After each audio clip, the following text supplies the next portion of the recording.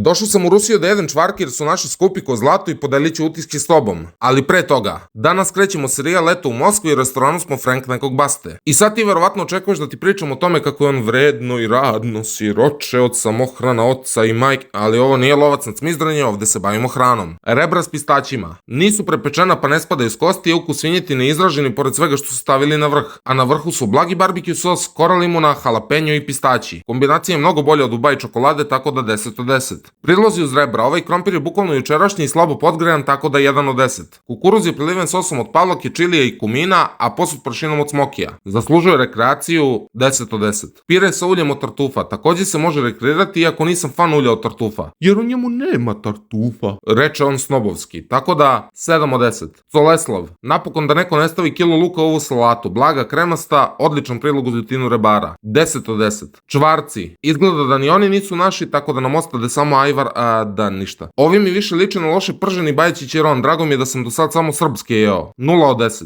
E da, pili smo i ovu neku limunadu iz lava lampe, top je, serijal nastavljamo u petak.